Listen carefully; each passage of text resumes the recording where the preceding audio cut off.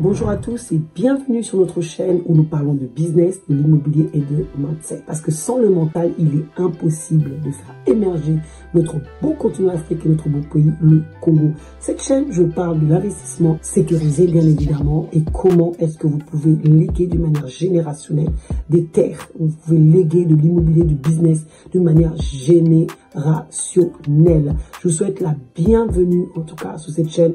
Et aujourd'hui, nous allons parler de quelque chose qui vient de la migraine. Nous allons parler de l'administratif, du secteur administratif. Quelle est la différence entre l'Europe et le Congo ou l'Afrique? Parce que le problème, ce n'est pas qu'au Congo, ce n'est partout. Donc restez bien jusqu'à la fin de cette vidéo. On va voir comment on peut simplifier les démarches administratives grâce à l'entreprise Wekeza et à nos partenaires, que ce soit partout on est d'ici. Alors restez avec moi, vraiment beaucoup de choses à vous partager et des choses qui vont changer aussi votre manière de faire ou de voir les choses.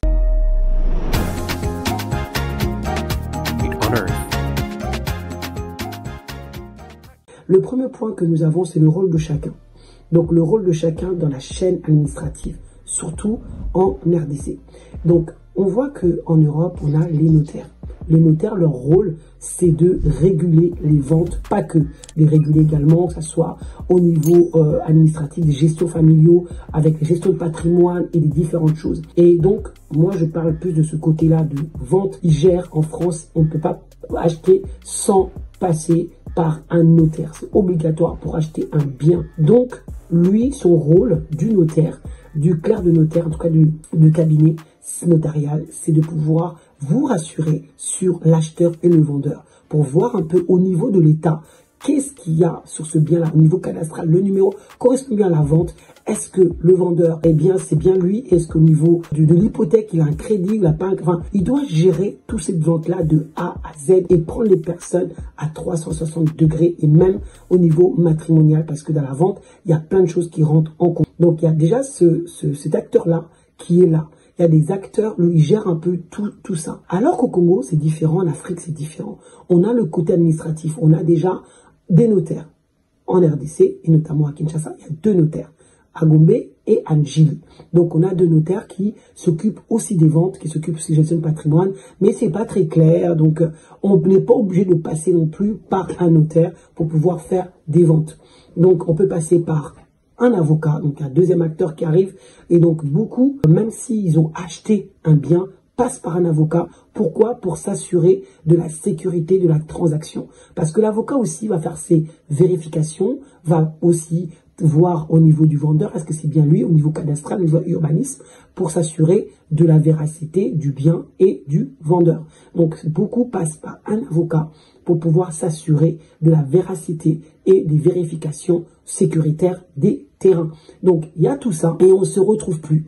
Et on peut aussi, au niveau documents, on passe par le conservateur. Donc, dans tous les cas, que ce soit le notaire, que ce soit l'avocat, il va passer par le conservateur, ça veut dire le cadastre. Là-bas, c'est un élément qui est très important. C'est un organisme très important en RDC. Ailleurs, c'est d'autres, c'est pour avoir des ACD, etc. C'est d'autres organismes. Mais en tout cas, en RDC, on doit passer par le conservateur. Les services ministères des Affaires foncières, le cadastre est un point clé parce que c'est eux qui délivrent les documents fonciers de terre. C'est là où on peut vérifier si une personne est bien propriétaire de telle ou telle chose, de l'urbanisme également, de la commune, est-ce que tel est bien propriétaire via une fiche parcellaire. Donc, vous voyez, c'est des notions qui ne sont pas tout à fait les mêmes. Donc, il faut vraiment comprendre le mécanisme de la structure. Donc, on a la commune, on a le ministère foncier, on a l'urbanisme également, on a des notaires et on a également des avocats. Donc, le notaire, lui, il sécurise l'achat, rédiger les documents nécessaires, etc.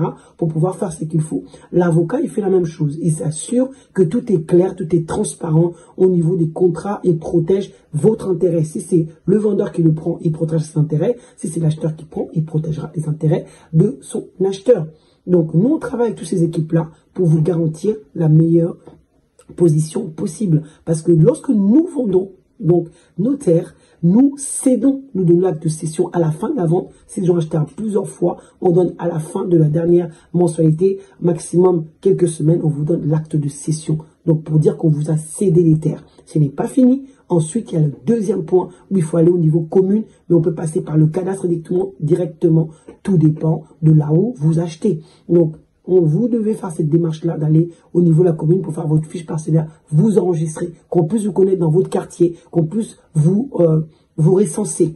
Donc, Wikisa s'occupe également de tout ça avec ses partenaires. Parce que je me doute bien qu'à distance, ce n'est pas toujours évident. Et il y en a qui n'ont même pas envie, même sur place, ils n'ont pas envie de se prendre la tête avec ces types ces types de démarches, etc. Ils n'ont pas envie. Ils n'ont pas envie de se prendre la tête par rapport à ça. Donc, ils vont directement nous mandater. Et le deuxième point, c'est le ministère des Affaires foncières, avec le cadastre, comme je dis, pour aller directement auprès du conservateur pour pouvoir avoir le contrat de location. Le contrat de location, j'aime le dire, ce n'est pas le contrat de bail.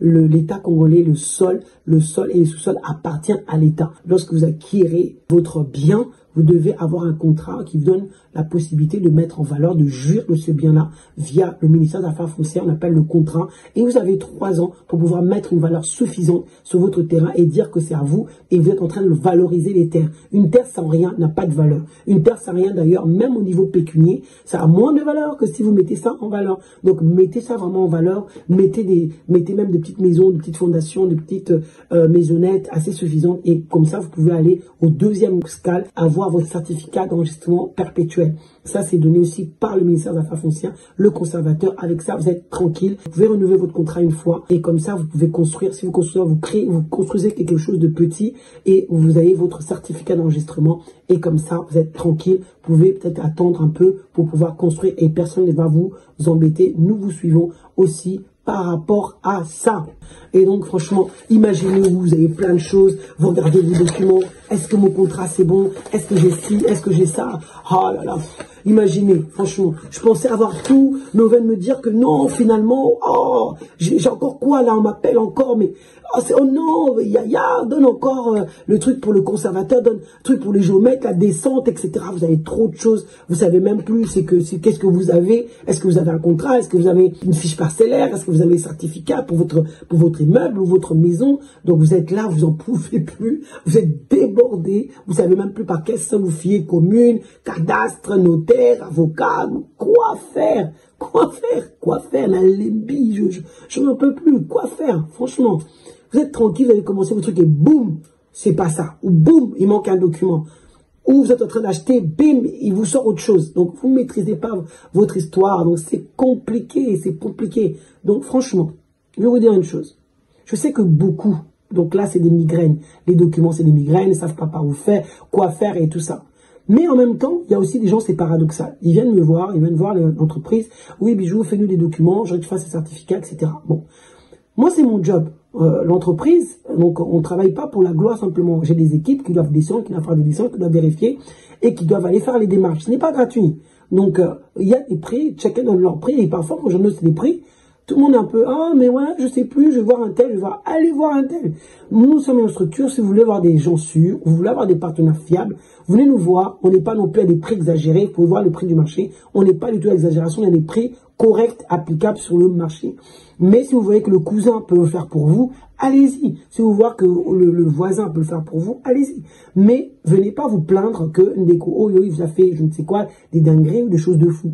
Donc, si vous souhaitez avoir des choses professionnelles avec des gens qui ont des partenaires, qui veulent quelque chose de carré, de propre, là, ce cas-là, on peut faire affaire ensemble. Vous voyez, les démarches, parfois, c'est des migraines qui n'aiment pas fourrer leur nez dans les documents, ça les dépasse et c'est normal.